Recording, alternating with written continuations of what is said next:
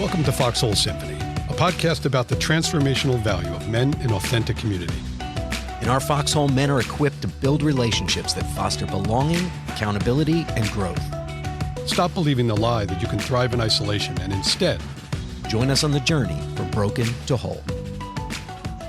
Hey, welcome back to Foxhole Symphony Podcast. This is Sarge with my co-host, Mark, and we are excited to be here with another incredible guest that you're going to be just excited to hear from and hear about. He's got really an incredible story, and God has just moved in his life. And so without further ado, I'm going to turn it over to you, Mark, to introduce our guest. Thanks. Hey, Jason. This is Jason Romano, the founder and host of the Sports Spectrum podcast. Welcome, Jason.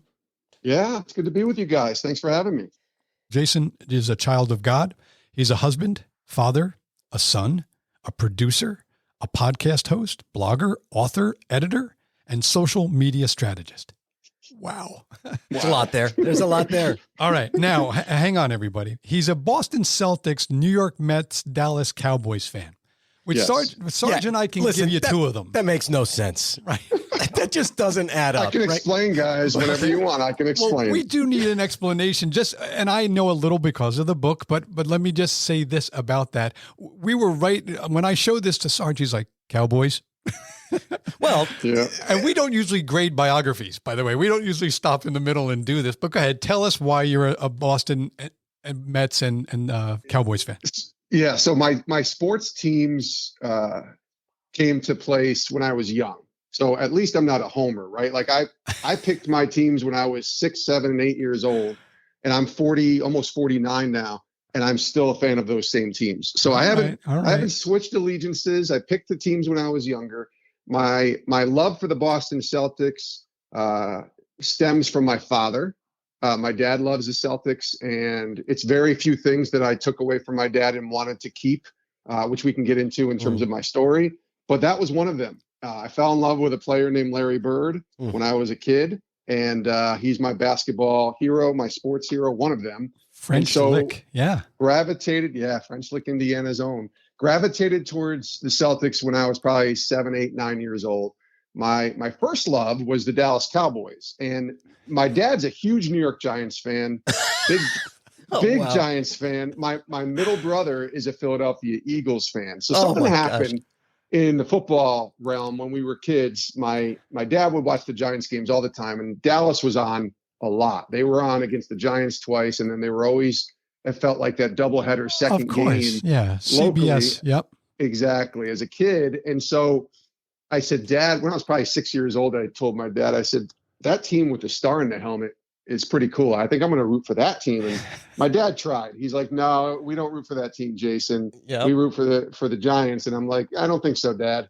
I said, my team is that team with number 12 at quarterback, Roger Staubach. And if you look at a picture from my 6th birthday, 6 years old, 1979, I'm wearing a Roger Staubach number 12 jersey. And I've been a fan since. So yes, I understand the hatred towards the Cowboys. They haven't won anything in 27 years, guys. So you can, I can tell you that I'm not a homer, or a front runner because they haven't won anything in so long. But that's been my team. Now the Mets, when I was 9 years old, Darryl Strawberry came up and took the baseball world by storm, and that's when I started rooting for him. And I became a diehard Mets fan at 9 years old that year, and I've been following them as well. And I can't say that they've been winning much either. They have one title zero titles since 1986. So you can't say I'm rooting for teams that actually win a lot. Listen, you've convinced me, Jason. You're okay in my book, man. Like it's been a while. You thought about this? Teams, though. I stay with them. It's been years of pain, and so for that, we feel that with you. Yes, we have empathy, and you're good. You dug yourself out of that hole. Yeah, the Celtics had a great year this year, and got all the way to the final. So thank goodness that we had one team that I could root for and see have a really successful season. Yes. So we'll have to see what happens with the Mets, and Cowboys lost a horrible playoff game earlier this year. So you take the good with the bad, I guess, when you root for sports teams. And we are Giants fans, Yankee fans. We understand. We know where you're coming from. So Jason's a sports nut, right? Yes, sports absolutely. podcast, right? Sure. He's Sports Yeah. Spectrum. But at the core, I want everyone to understand Jason is someone who is loved by God. And I know I borrowed that, Jason, but that is such an important thing to remember. I am going to digress because after talking to you a couple of times, reading your book, I thought this guy and I have so much in common, right? Well, I'm half a generation older than you, but the season of life, kind of where we are in our walk with the Lord, when you're talking about sports, our sweet spot, Doc and Daryl, I mean, you're right on it. For me, right? So also your connection to your grandparents. I mean, you have a pa, I have a poppy. Best man I ever knew. Best man in my life. I love my dad, but poppy was a whole different relationship for me. So just another connecting point for us and things that God does for us. And lastly, thinking about wound management and the things you've gone through in your life, what Sarge and I spend a lot of time doing is helping other men admit and acknowledge their wounds, but give them a path to work through them. And to know that in their brokenness, God still loves them and they can be loved by other men as well. So these are just, there were a handful of things as I was writing my Monarch notes for your book and thinking about what we wanted to talk to you about today. I thought, holy cow, we could just talk about the things we have in common and do 30 minutes. Sure. We're not gonna. I think we just did. Yeah. It wasn't that long. No. I'm just kidding. I'm teasing you. But listen, I mean, the truth of the matter is, it's funny. Here we have this podcast about authentic community, right? And in most circles, right, guys get together, they talk about sports, and they can talk about sports all night long, and it never gets any deeper than that. Right. We're not going to do that. No. We're gonna start peeling the layers, right? Starting now. Because I know Jason's willing, but I want to pick up on the woundedness, right? Yeah, you were talking about woundedness and wound management. And, Jason, Mark and I have been involved in a ministry. Our listeners hear a lot about it because we talk about it just about on every episode. And it's a ministry called Marked Men for Christ. And, we talk about these 5 wounds. There just happen to be 5 that are focused on that ministry. And it's deceit or denial, fear, anger, sadness, and shame, as being 5 primary wounds that most men at some point in their life have either experienced or wounded others as a result of that. And so talk to us a little bit about, men's woundedness and why is it essential from your perspective for men to address these wounds, as they seek communion with God and with others around them? Yeah, I think, first of all, this wasn't something that I started to understand or learn until later in life. Sure. Even writing the book in many ways helped me examine the wounds that I had been through for many years. So this wasn't something that I was figuring out, 12, 15 years ago. This was something you have to kind of go through to learn. And then you talk to people and then you read God's word too. And I think what happened for me was when I saw those wounds, I have a chapter in my book called Boxes in the Attic. And I think that was a perfect illustration of what those wounds can do when we don't address them. Often when we go through trauma, when we go through things in life that, that hurt us, whatever that might be, those difficult seasons of life, we try to move forward as quickly as possible and not address them and just pretend like they don't happen. That happens a lot, especially with guys. We're moving on. Didn't happen. Yep. Okay, let's keep pushing forward. And, that's fine. But as I said in the book, the box in the attic, when you take and store something away, you put it up in the attic, it's up there. You might not even pull that box out for years, but eventually you're going to have to pull that box out, open it up, and address what's inside. And that's what those wounds are. Those wounds, if they're not addressed, they're just going to be placed in a box in an attic, but they're still going to be there. They're not going to go away. In fact, they will never go away.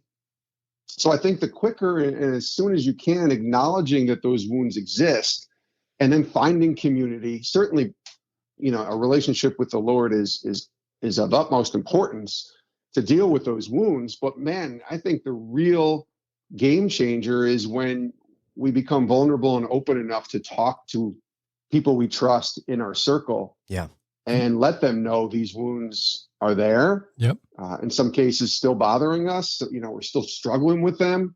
And that's when I think real breakthrough can take place, because now it provides you with an opportunity to have some freedom and just to let it out. And the people that you want to surround yourself with are the people that aren't going to just be there to try and fix anything. Oh. They're just going to be there to listen, and to love you. And I think that's essential when you're dealing with wounds. And I know for me, it's like I said, it took a long time for me to really address the wounds that I had gone through and really bring them back out in the open and say, hey, here they are. These are what I went through. These are the wounds that I've had. And we're going to be able to move forward, no doubt, but moving forward with the acknowledgement of those wounds, not moving forward trying to pretend that those wounds never happened or don't exist. Yeah. Yeah. Absolutely. Yeah. Go ahead. No, he used so many good metaphors there. Yep. Jason, when you talk about fixing, to remind us here in the Foxhole, in our studio, that we're not fixers, there's literally a hammer and a big black roll of duct tape sitting right 3 feet from me. Yep. Wow. Yeah. And we've used it. These are our life metaphors that we've used for years. Jason wrote an awesome book called Live to Forgive. Mm-hmm. And I can just tell you that it was something I invested in. And I want to tell you, Jason, it really made a difference in how I looked at several key things. And I've already talked about some of the commonality that I learned about you and that we have in our lives. But thank you for doing that. That must not have been easy. I don't want to digress to the book yet, but I wanted to say thank you. And also you're welcome. Just make note of the fact that there's a journey here of acknowledgement, reconciliation to love that we're going to talk more about. Well, yeah. And just even, going back to the woundedness and the boxes in the attic, I love that analogy. And it's so true. And it's so biblical. James 5:16, it says, yes, confess and pray and you will be healed, right? The simplicity of this, like acknowledge your woundedness to another, right? And pray, and you will be healed, right? Leave it in the attic, in the box.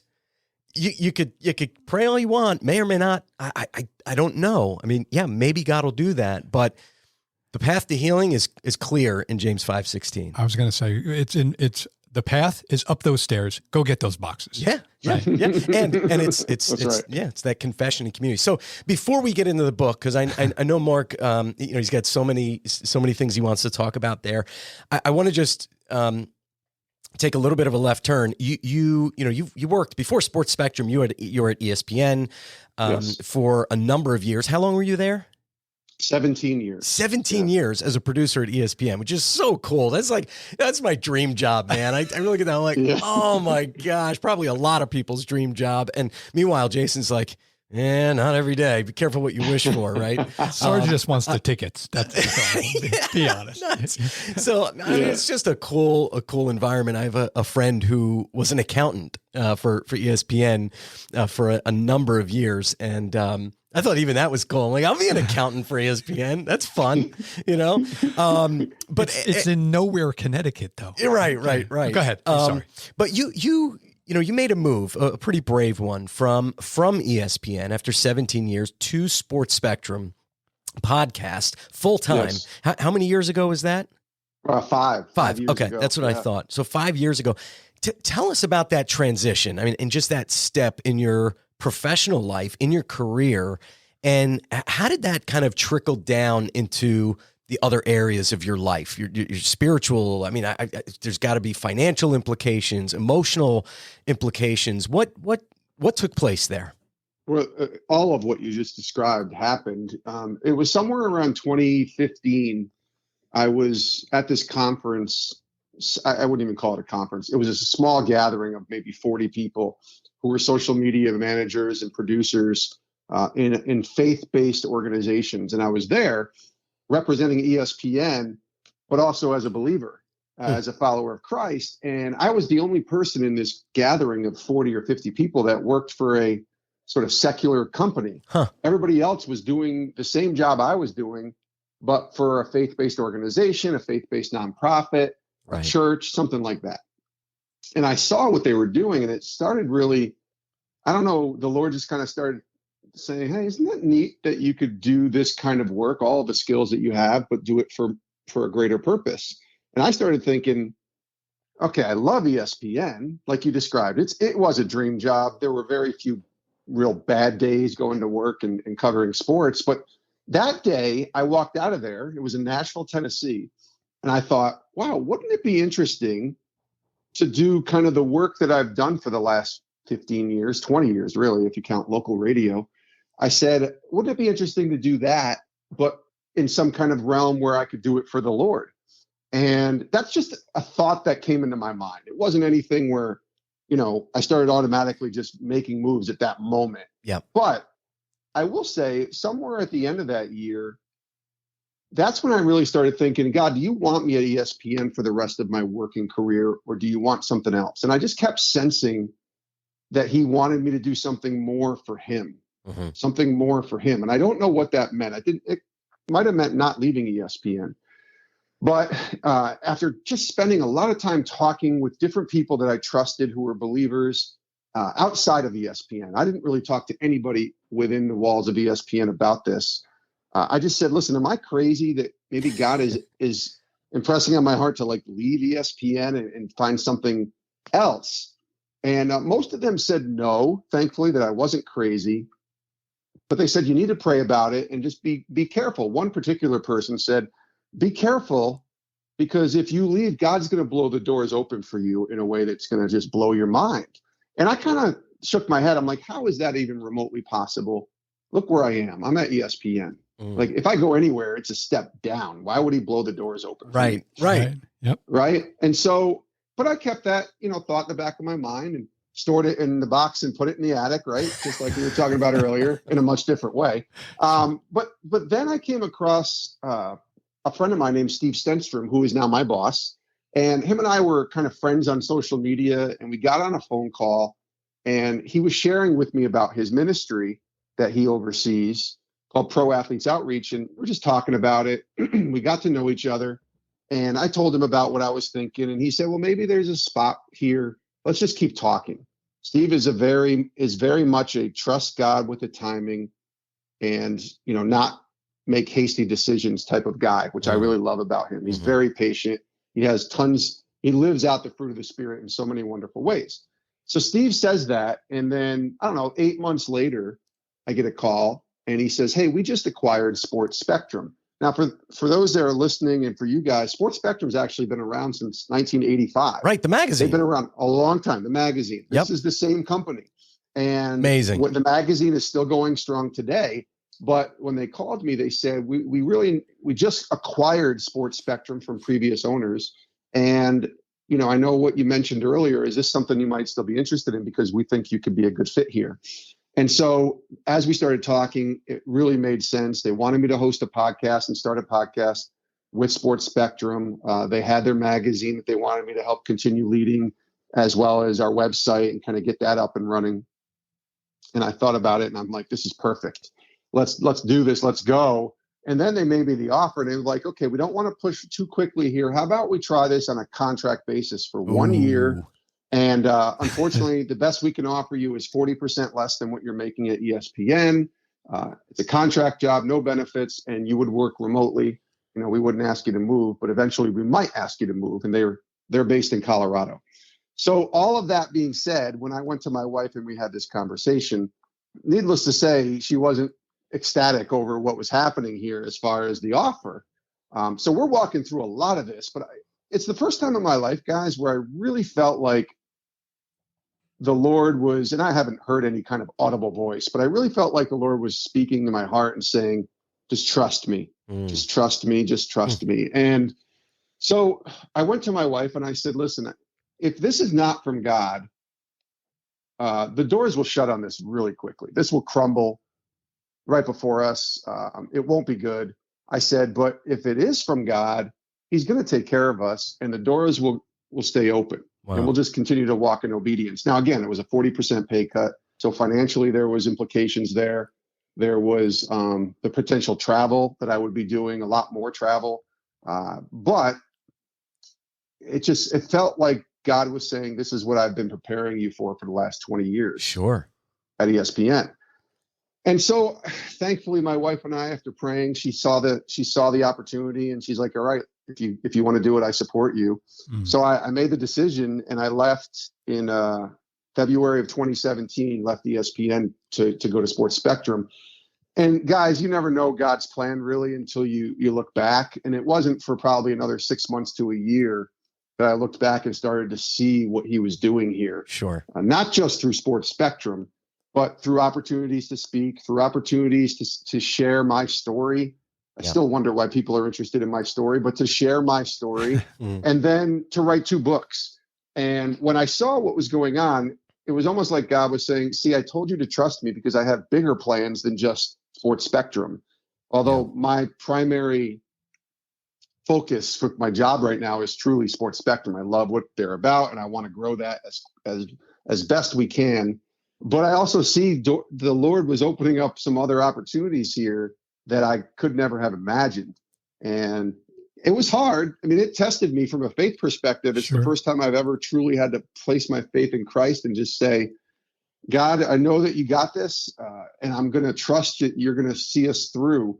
Because let's be honest, guys, there's not many moments in life where we are fully 100% reliant on God because of the nature of how we live in America, right? And I mean that from a worldly perspective more than a faith perspective. But I've never had a struggle with where's my next meal coming from? Sure. Where's my clothes that I'm going to wear today coming from? Where am I going to live? Where's my house? Where am I going to be able to drive? How am I going to be able to drive to work or whatever? I've never had that. And many third world countries do, but most people in our country here in the United States don't have that. Right. So it's very hard to fully place your trust in God when you don't have to be reliant on him from a worldly perspective. There's only a few things in my life where I've really had to do that. And that was when we were trying to have kids and we went through 4 years of infertility. And that's one where I couldn't do anything. Like that's just God, God deciding when it's time. And then this was another where I just fully said, okay, I know this job feels right. It seems like a perfect fit, but I honestly don't know until, you take that step, that leap of faith, if you will. And that's what it is. And I think for my lesson learning now in 5 years, looking back, is just step out. Yeah. Just try. God, if God wants you to do it, the doors will stay open. And if he doesn't, he'll shut them. Yeah. He'll shut them. Yeah. Well, I appreciate you sharing all that. As you're talking and sharing that story, I can't help but think there's somebody listening that needed to hear that. Absolutely. That's on the edge of the boat going, but how could that be? Right. Like how could I possibly do this? And so, it'll be used as your story has been used. Think of Jason's sales pitch to his wife. Come on, you can listen, honey, this is going to blow up fast if it's not of God. Oh, sure. Oh, go ahead. Then let's do it. Yeah. How much less? What vacation are we not taking? Right. Yeah. There was a lot of that, guys. And I remember I bet. I remember as we talked about this move, because it was probably the only real, other than leaving, that job I had before ESPN, which I think was paying like $24,000 a year in local radio. You just don't make a lot in local radio at the time. But she knew in 2000 when I came to ESPN, like this is a dream job. And there wasn't a whole lot of, negotiating, if you will, and even prayer, because I wasn't really a Christian at the time. But this was different, and this was, my daughter was 12 and college was now 5 years later. And it was all these things that we were trying to think about financially. This is the part where we're supposed to be setting up for the future. And I'm taking a 40% pay cut. What are we doing here? Right. And, looking back now, it's funny how God's not just provided, but blown the doors open. Thanks for your honesty. Love where this is headed. So I'm going to take a turn into one of your books, right? Live to Forgive in particular. Yes. First of all, you said something earlier I want to address. You said, I still don't know why people want to hear my story. And I want to say this about that, having talked to you and read that part of your story, right? It's not everything, clearly. Sure. I don't know that people want to hear your story, but brutal honesty and a positive ending are a great recipe for a lot of things in life, including a book. And this book is if you look up brutal honesty in the dictionary, this is this book right here. And I was going to say it was a happy ending, but it's not necessarily a happy ending. The book has a positive ending. So that's a good way to put it. Yeah. My 2 cents, Jason, is that if you're going to write another book, brutal honesty, positive ending, I think you got a good start. But that's what I drew from that. I just wanted you to know. Well, I appreciate that very much. I do. Cool. It was a tough book to write, but when we decided to write it, I said, you know, in talking to my family, talking to my wife and my daughter, even my dad and my mom and my brothers, I said, if we're going to write it, we got to write it in as honest and brutal a way as possible for it to help people. Because if we try to sugarcoat this thing, it's not going to do its job and people will see through that. And I felt like that's what the Lord wanted me to do, really, was to just be as open and honest about what we went through as possible. And everyone supported that. So that was a big deal. That was a real big deal. I understand it. In Marked Men, we have a habit of telling each other, reminding each other we're all in. We say, whatever we're saying, we end with, and with that, I'm in. I can tell you. We ask each other, you in? Right, you in? And this is an all-in book. Yeah. Yeah. So the cover photo of the book, I'm going to start right at the beginning, literally, is a photo that's cut in half and retaped picture of you and your dad walking away from the camera holding hands. That's actually not of me. It's a picture of a dad with a son, but it's not me. Okay. On the cover. So for context, can you give us a synopsis of your dad relationship with a focus just on some key moments you had to face as you moved through the book's journey from pain to reconciliation to ultimately love with your dad? Yeah. I mean, I grew up as a kid who, like every kid, you know, craves to have time with his father and to look up to them. And my dad is, you know, I guess 50-year alcoholic now. He's been clean for a while, but he was, you know, always struggling with his alcohol and his drinking since, you know, probably the time I was born. But he was a big sports fan. And so as a little kid, and even as a young person, 6, 7, 8 years old, that's what I gravitated towards with my dad. And weirdly enough, you know, 40 years later or whatever it is, we're still on talking terms, and sports dominates the talking terms. So it's funny to think about, Sure. you know, what brought me to my dad, you know, to want to be around him when I was 6, 7, 8 years old, and what's bringing us together still today. In many ways is the same thing. It's a lot better of a place today than it was then. But my dad grew up, struggled with alcohol. I didn't see that as a problem when I was 6, 7, 8, but I saw that as a big problem when I got to the 12, 13, 14-year-old range. And, you know, what brought us together, which was sports, ultimately is what tore us apart. My dad drank heavily during sporting events when he would watch games on TV at home, when we would go to games. Yep. I open up the story in the book about a trip we went to in 1984 to see the Giants and the Eagles. And, you know, my dad's a big Giants fan, and this is my first ever NFL game. We start that out. A kid at 10 years old is supposed to be so excited about that. And that turned into a disaster for a variety of reasons at this game because of my dad's drinking. So you can kind of see the progression here. And as I got to high school and college, it just got worse for my dad. He began to seek treatment and go into rehabs, but unfortunately, he developed that as a roller coaster ride as well for the next 20 some years, going up and down, in and out of rehabs, in and out of detox units in hospitals. You know, he wanted, I always say this about my dad, he wanted to be sober. He really did, or he would not have gone to these places to try and seek help and help and you know, try to get sober. But, you know, he was addicted. It was a disease, and he was also selfish. And he knew that that was sort of the way that this was going to go for a long time.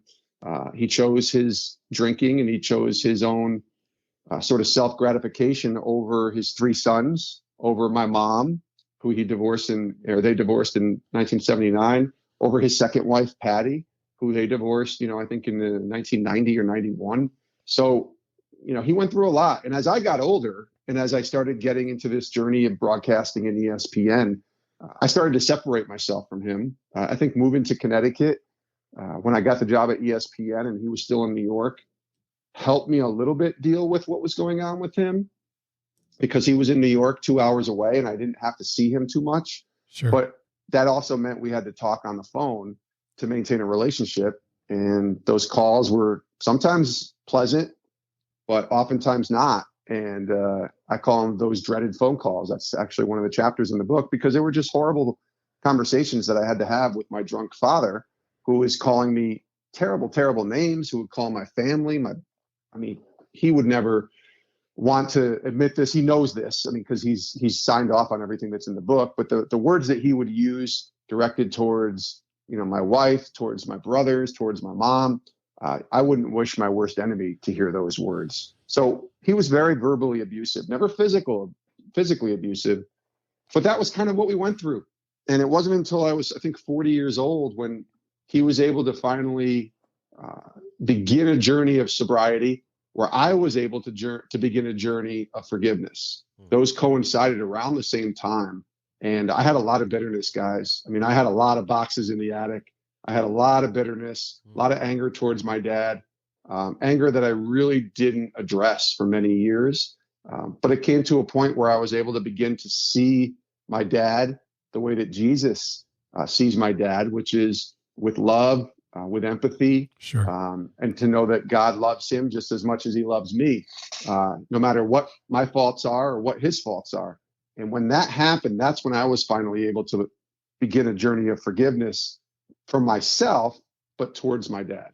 Can I ask you, Jason, thank you so much for your transparency and just your brutal honesty and your heart, man. I appreciate it so much.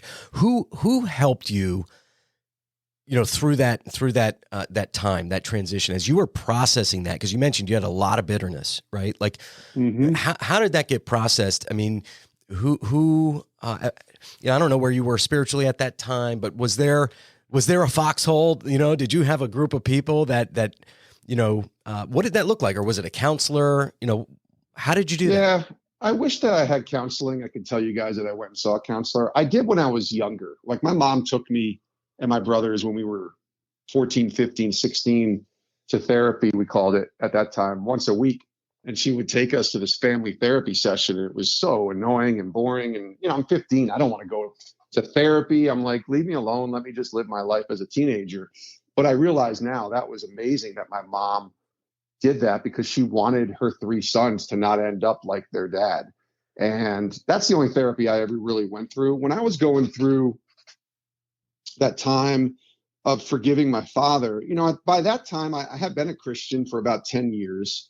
I had been planted in a church for probably 9 or 8 of those years. I had been baptized. I understood salvation in the gospel and who Jesus was.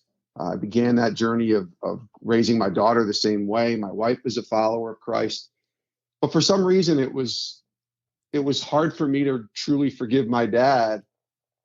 And I think it was just me being prideful and worldly, in the sense of I never had delved deep into forgiveness. I had a circle of friends, still do to this day, 2 or 3 guys that I can confide in and talk to about anything. And I did at that time, but I don't think I ever addressed it.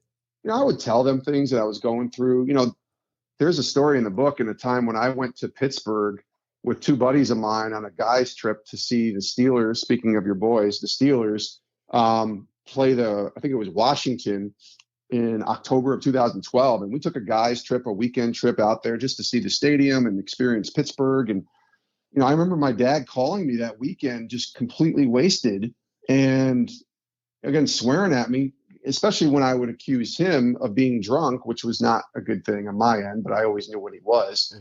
And it just turned into back and forth. And this happened while we were on our way back from that Steelers game. So my buddies were like, "Are you okay?" And I'm like, "Yeah, my dad." And we just started talking about, my dad's situation. They had some issues with their own dads. And so, I had some guys that I could kind of talk to about it, but not really work through it. Honestly, guys, it wasn't a specific person when I decided to forgive. My pastor had been there and helped me along a little bit too. But it was just, I think, prayer and a moment of empathy with my dad that I'd never had before. And I think when that moment of empathy happened and I saw a truly broken man at his lowest point, I think I started to think about, okay, Dad, I forgive you because I feel bad for you. That's what empathy is, right? Like, feeling for the other person and what they're going through. But I started to understand that this forgiveness thing was the one that it was really hurting when I was refusing to offer that forgiveness was me. It wasn't ever about my dad. Right. And so then you start delving into scripture and you realize how serious Jesus is about forgiveness. And you read Matthew 18 and you read what the Apostle Paul talks about in Ephesians and all of these things about forgiveness. And you realize, man, this is actually impeding on your spiritual growth when you hold back on forgiving someone who hurts you. So all of those things combined, I think, help me kind of find that forgiveness. Incredible. Yeah. It was just a personal journey. Yeah. Love it. Me too. So just staying with the book, Sarge and I are both big Bob Goff fans. One of my favorite. Shout out Bob Goff. Right. We'll have him on the here legend someday. Bob Goff. Right. Legend. Right. I just like that he makes fun of himself and then he belly laughs. That's, and Bob will do it like once a minute. Right. Yep. Yes. He says you quote him in the book. It says, broken things get used more because God has more pieces to work with. Just quickly tell me why, what does that mean to you? Why is that important? Because that's who we all are. That's who we all are. I mean, we're all broken, right? I mean, I was just telling somebody this morning, one of my buddies at breakfast, the second that we think we're not broken is where I think we suddenly put a hand up to God's face and start to be prideful and think that you have it all figured out. Sure. I got it. Yeah. I'm good. I'm good now. God, thanks for all your help, but I'm good now. And it's like, nope. The second we get to that point, that's when we're in trouble. I mean, big trouble. Pride comes before the fall, right? And I think there's a genuine fall when we become prideful and thinking that we have it all figured out. And that's why I think those broken pieces, when we can enter a place to let people know about our brokenness, the guy I actually had breakfast with this morning, he went through such a difficult season of life with addiction and arrests and legal stuff. And, I tell him all the time, I'm like, your story is going to help a lot of people just because it's your story, but there's so many broken pieces within the story that people will be able to relate to because they're broken too. Yeah. And I think that's what I meant by that quote. And that's what I love about that quote is, even me sharing my story, not just my dad's story, but my own story of forgiving my father. Like those were the broken pieces that I had to walk through. Sure.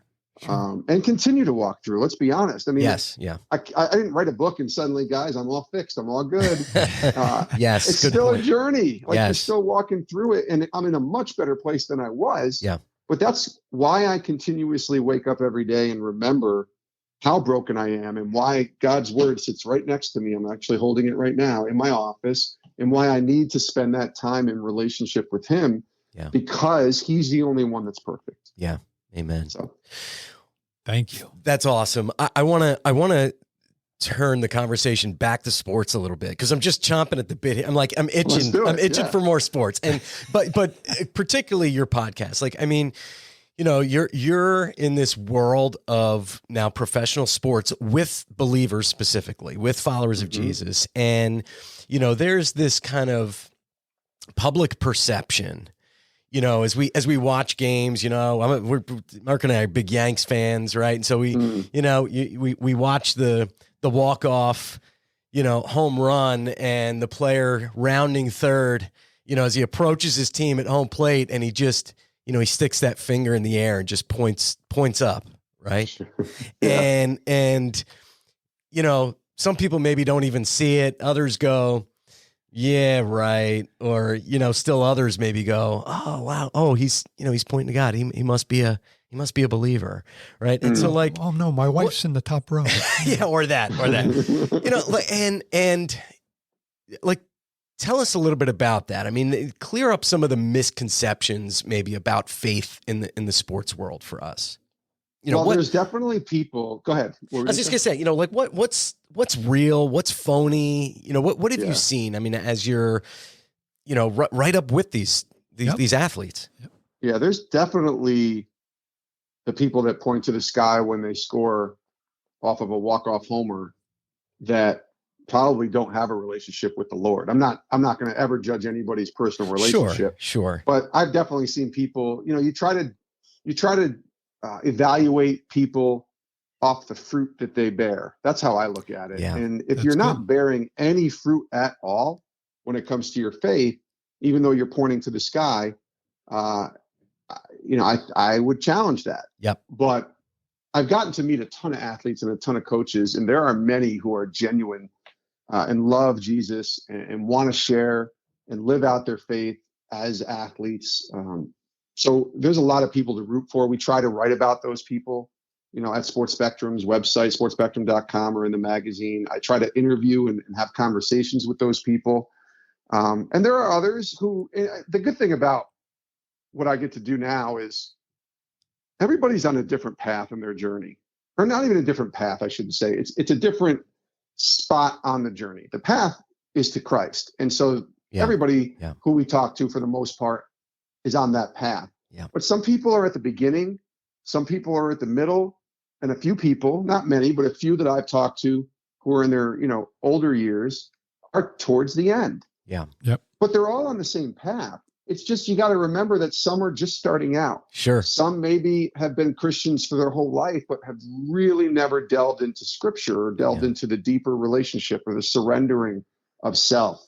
And so you have to be mindful of that. And it's hard because I think as Christians, at least for me, it becomes so easy to just judge others. Sure. Well, especially those on a pedestal like that, right? On that stage. Like recently, let me give you an example. So we did a wonderful story about, and I'm going to name the name because it's public, about the St. Louis Cardinals manager, Oliver Marmol. Mm-hmm. And, the Cardinals are a great franchise. They have a ton of guys who love the Lord.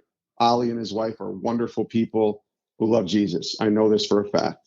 Well, a couple of weeks ago, Ollie had a moment with an umpire. And if you watch it, you see some colorful language coming out of his mouth, and you see how upset this guy is. And I had a few people DM me and say, "Hey, that's ruining his witness, isn't it? Look, why doesn't he think about Christ?" And I'm like, I don't think it ruins his witness. Now, should you be mindful of your language, and hopefully in the future, just be aware that there's a lot of people that are watching you? Yes, I believe that. I think you should. I do think that there is a responsibility, as often as possible, to carry ourselves in a way that represents Christ properly.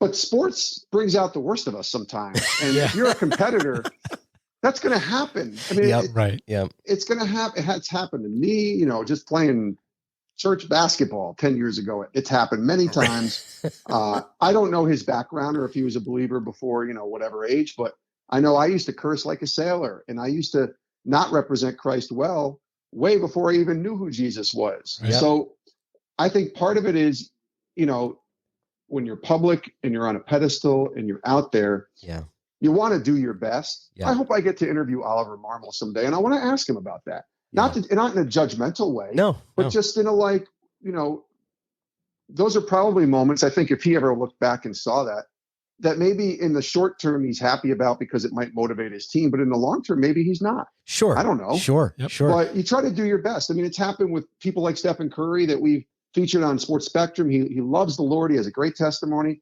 And sometimes those bad words come out when you're on the court.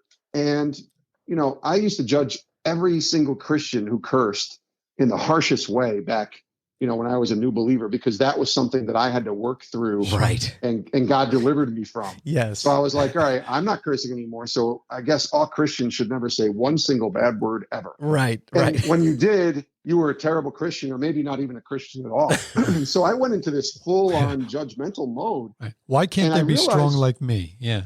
Yes. Like, who am I? I'm not Jesus. I'm not God. So why am I judging others for the, more for the flaws that they have over the flaws that I have? Yes. Like, what are we doing here? Yeah. And so I think with sports, we have to be mindful of that, especially if you're a believer and you love sports. Remember not to place these guys on pedestals. That they're human and they have broken pieces that you mentioned earlier, just like you and I do. And we have to be mindful of that. Yeah. Let's celebrate them. Let's certainly cheer them on if you're a fan of what they're doing on the court. Yeah. But let's remember that they're messed up people too. So maybe they don't praise God every single time a microphone is stuck in their face. Yeah. Well, just be mindful that they're still human. Yeah. Let's celebrate them when they do. Yes. When the Oklahoma softball team won the national championship recently, they were all praising God on the field.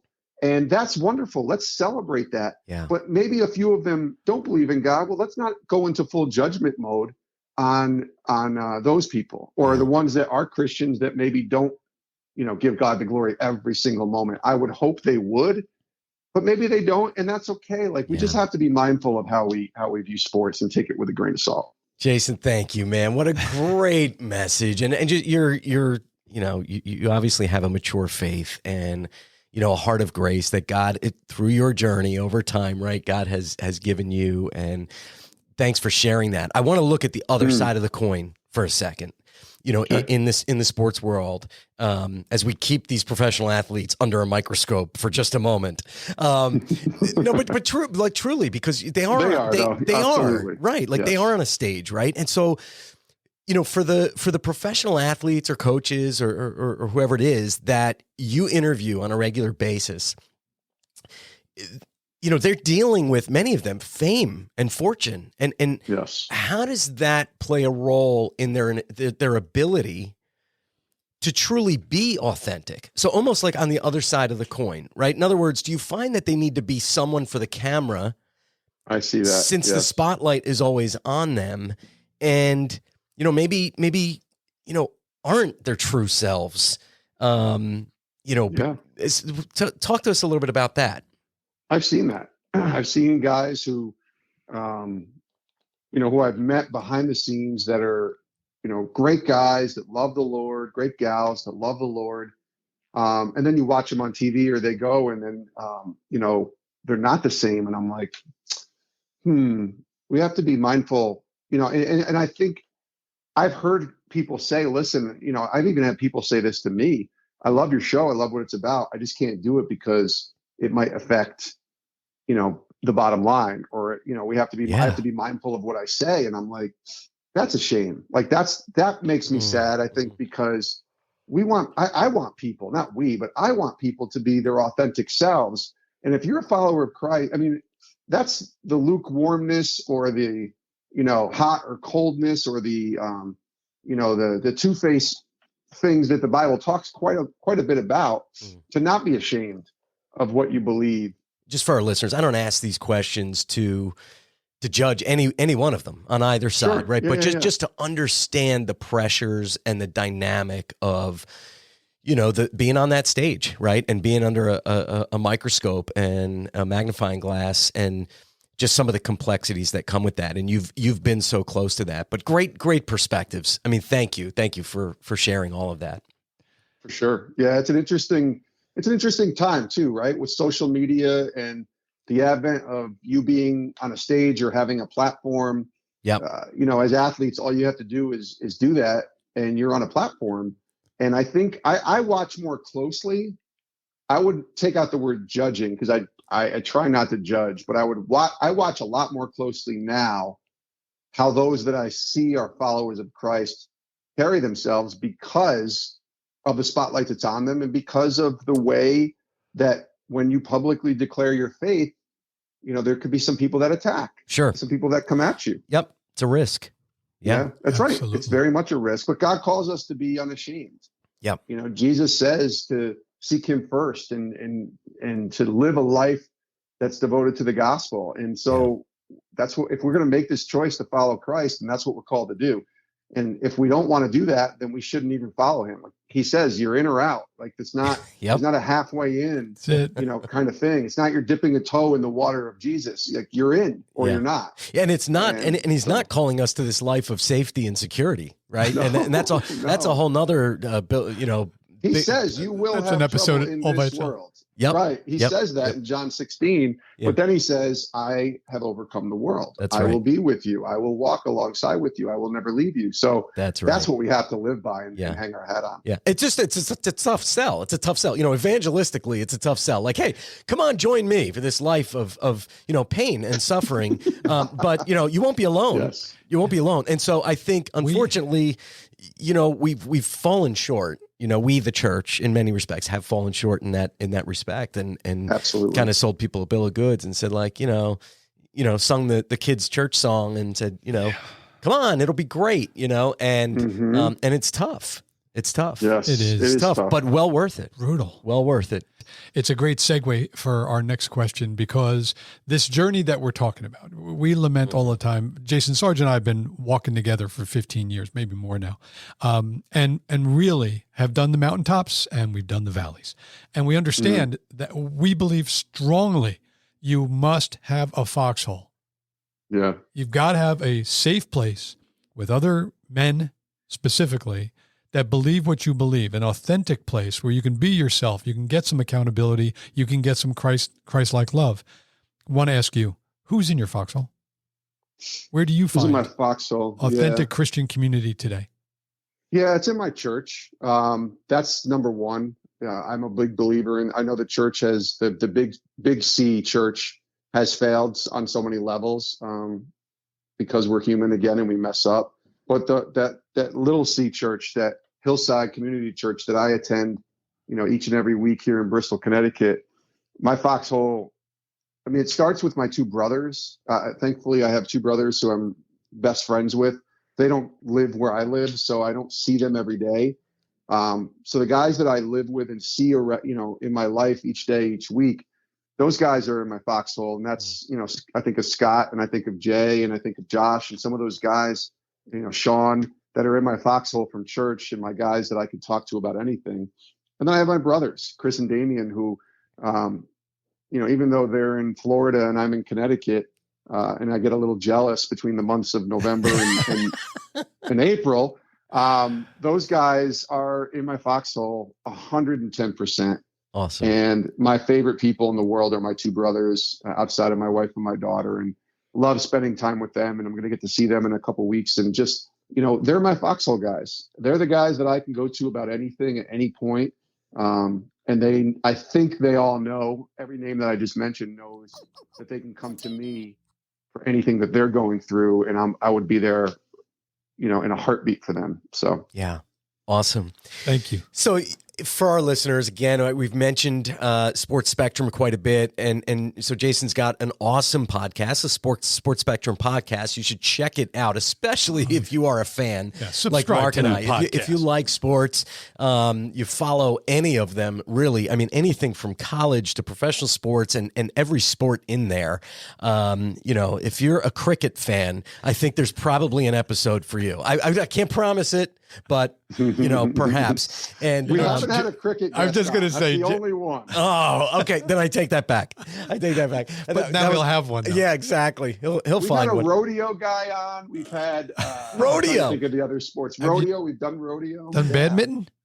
Not badminton. All We right. have not. UFC certainly. Oh, that's Ultimate cool. Fighting. Yep. Cornhole Soccer, champion. softball. We need to get the cornhole champion of the world on at some point. At some point, you got it. Yeah. It's just it's like that's just like your everyday champion, right? It's your neighbor. Actually, the cornhole champion has to come with the guy who ate the most hot dogs. Right? Yeah, that's Yeah, kind of totally, like the people totally. you need to have on that podcast. Yeah. Joey Chestnut. Joey Chestnut. That's it. Yes, got to get Joey Chestnut on for That sure. guy's insane. He's insane. He is freak of nature. Yes. So what's next for you? I mean, obviously you've got. We know that you and your wife are about to bring your daughter to college, and that's a huge life turn and transition for you and your wife, and an exciting time for sure, and for your daughter. When it comes to the podcast and Sports Spectrum, what are you dreaming about these days? And even the speaking and writing, and you're doing so many cool things. What's this next chapter look like for you? It's an interesting time of life. I'll start with my daughter, just because I was telling people recently, I've never experienced all of the gamut of emotions around a single period of time in my life than I am right now, where you're sad, you're in mourning, you're kind of, reflective, which happens a lot often, at funerals and places like that. But at the same time, you're joyful, you're excited, you're happy, you're, just over the moon with anticipation. You're proud, it's like all of these emotions wrapped in one with my daughter that, I haven't fully been able to process yet, guys, to be honest. I mean, the end of August, we're taking her to college and we're going to drop her off. It's 12 hours away from Connecticut to Indiana. And then we're going to leave her and my wife and I are going to get in the car and drive 12 hours back. Yes. That's the ride that I'm not quite sure I'm fully ready for. I know my wife is not ready for. Yeah. And that's the one where I think, I don't know what's going to happen in that ride. I'm hoping that my wife and I are, hopefully able to kind of get through that. But I think there's going to be a ton of reflecting. Yep. And almost in many ways, I've said this jokingly to people, but my wife and I are going to have to remember what it's like to be married again without kids. Yes. And that time of reflection and processing, I'm cautiously excited for you and that drive. And well, we've been married. It'll be 23 years in November that we've been married. And I think a lot of that 17 or 18 of those years have been as parents. And there's been many times where the husband and wife thing takes a back seat to the mom and dad thing. Yeah. And those are things that I don't know if I regret, but those are lessons that I learned, I think, along the journey. Yeah. And, I'm here, my wife's here and my daughter won't be. And we have to remember, that it's about us too, just as much as it was about our daughter. And obviously we're never going to stop loving our daughter and supporting her and being there for her. But life moves on. And this is a stage, I think, that people don't think about. Yep. But it's going to happen to every single person who's a parent. Yeah. Who's a mom or a dad. This is going to happen to them. Like there's going to come a point where your kid gets older and then moves on with their life. Yep. And somebody once told me that as parents, we are entrusted by God sort of on loan. Somebody used the word loaned. Yep. God has loaned us our children to raise and to equip and to love. And then your job is to then release. Release. Yeah. That's right. Yeah. And the release part is catch and release. The release part is always the hardest. And but I think it's going to be a good thing. I mean, listen, it's not like I can stop it. It's going to happen. I mean, I guess I could stop it and say, you're staying here and you're not paying for your college. Yeah, right. Lock the doors. But the whole point I'm being the loving parents that my wife and I hopefully are, is to let her spread her wings and go fly. Yep. And to be there as her support, whether she stays in Indiana or comes back to Connecticut or wherever she ends up. Yeah. So this is a really interesting time. I think professionally, you asked about Sports Spectrum. Yep. I'm really excited about Sports Spectrum. We've been growing our team and growing our podcast network. We have 5 shows now on our network of shows. Incredible. And, a lot of what we've been doing is really kind of with a small group of people. I still look at us as somewhat of a local business, right? Like a small local business. It's a small business in the sense that, we don't have the audience that ESPN has. Right. The small businesses aren't going to compete with the Walmarts, but we have a unique place and a unique purpose, I think, in the work that we do that can appeal to a lot of people. My goal and my dream, though, is to see God, sort of do the hockey stick model. If you're looking at a graphic where it's like here, and then all of a sudden the stick, it just goes straight up. Yep. I hope and pray, because I do believe in the work that we're doing, that an opportunity like that happens where God takes this and blows it up in a way that we could never do on our own. And listen, if it doesn't happen, that's okay. But that's my dreams. That's my hope. And I think it could be in things like documentaries and other areas that, require more resources and more partnerships that we just don't have right now. Yeah. I think it's going to be in moments and things like that. That's so cool. Where God could take this to another level that we just can't do on our own. Sounds like fun. It's awesome. Well, we are cheering you on, and from our perspective, from our little foxhole here, you are certainly no, I get it, not ESPN, but man, you guys are doing some incredible stuff, and it's awesome to watch and to hear, and it is good work. It is good work. So we're cheering you on. Keep going. Yes, and of course we'll be in prayer with you, both personally and professionally. And if thank you guys. Yeah. See, some people look at foxholes and they start to look like potholes, right? There's like, wait a minute, there's just another hole there. And we have those in our life, right? Pick your metaphor. I want to say, honestly, if you run into one, give us a call.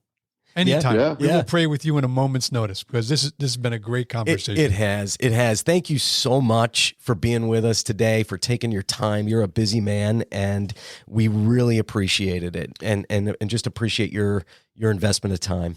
Anyone who's You're welcome. Yeah, thank you. Anyone who's listened all the way to the end, I want to remind you, go get Live to Forgive. Get on that podcast, subscribe, like it, do whatever you got to do. Jason's on YouTube. I've seen him. I've listened to him. The guests are awesome. I mean, look, you do a great job of, whoever helps you with that also does a great job of lining up folks with stories that I think men need to hear. Yep. Really. Absolutely. Yeah. And you know what? I'm just going to ask you folks listening, go ahead and share this episode, because we'll have all the information about Jason and his resources available. Share them with others, and let people know about the good work that he's doing. And we want to thank you for listening. And again, Jason, thank you for being with us. And we wish you the very best. God bless your efforts. Thank you, guys. It's been an honor talking to you. Thanks for having me. Hey, sports fans, that was a great episode with Jason Romano, the host of the Sports Spectrum podcast. We've learned we have so much in common with Jason. He is a sports nut. He's a big fan of the Celtics, Mets, and Cowboys, and we've decided to give him a pass on the Cowboys part, being Giants fans here in the Foxhole. We talked to Jason a lot about acknowledging our wounds and what that journey is like. We actually unpacked what it means to not put your boxes in the attic and try and hide things away. That bringing them into the light is one of the most important things you can do. We talked about his story, his life story with his dad, brutally honest story with a really positive ending. Something that I think his relationship with his father and the combining of their journeys of sobriety and forgiveness really made this a special episode. We're really glad to have Jason on, and glad you're a Foxhole listener. We look forward to talking to you again soon. If you enjoyed today's episode, please share it and invite others to the Foxhole. You can find us wherever you download your favorite podcast. Be sure to subscribe so you know when new episodes drop, and please rate us and comment there too, as it'll help us get found by others who could benefit.